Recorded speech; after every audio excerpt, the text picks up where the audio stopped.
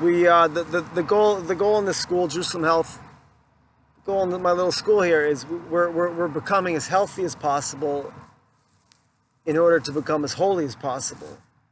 And we're becoming as holy as possible in order to become as healthy as possible, right? One without the other gets skewy, gets messed up.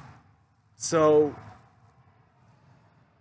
like I found the culture in Prague in general, very like healthy, vigorous kind of culture, but like kind of like, an undercurrent of perversity to it, So that doesn't solve the solution.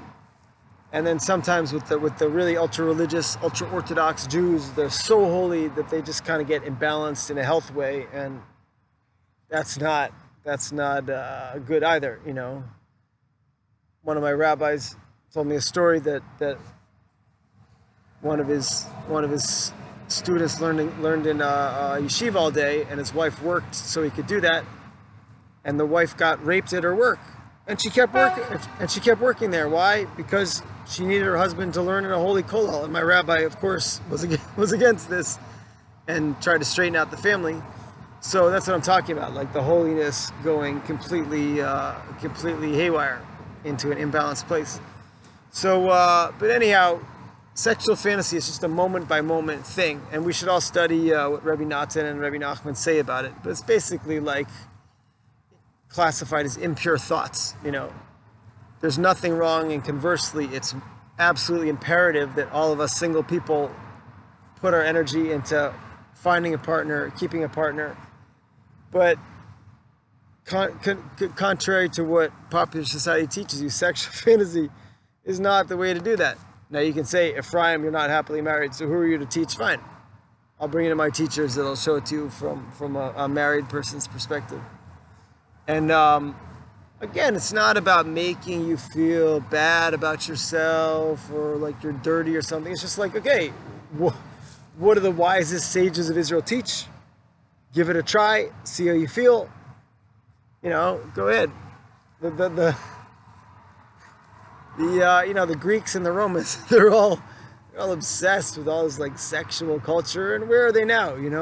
That's one of the historical proofs. Like, how well did it work for them? We're still around, we're thriving, and as the story goes, Napoleon was conquering a town or something, and it was Tisha B'Av, and he saw like a bunch of Jews sitting on the floor crying, and he said, what's going on here? And they said, we're mourning the destruction of our temple. And he said, how long ago that happened? A couple years ago or something? He said, no, like 2,000 years ago.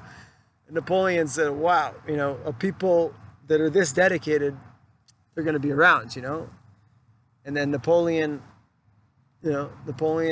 crew, they didn't really make it so impressively, Well, I guess France is still around, but still, the whole thing. What do you get when you throw a grenade in a kitchen? Linoleum blown apart. Napoleon Bonaparte, linoleum blown apart. Abel was I, ere I saw Elba.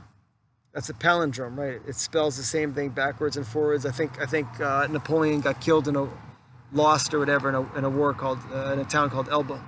Abel was I, ere I saw Elba. Okay, so Napoleon jokes and palindromes aside. Let's be pure. Remember back when you were pre-pubescent and you felt all this energy and you just wanted to play, and everyone was friends, and we wanted some kind of connection to that zone. Now, we don't have to overdo it, but that kind of purity, we're getting it back, and every step that we get it back, we get power. The people don't believe me about this stuff because they don't want to believe me. But I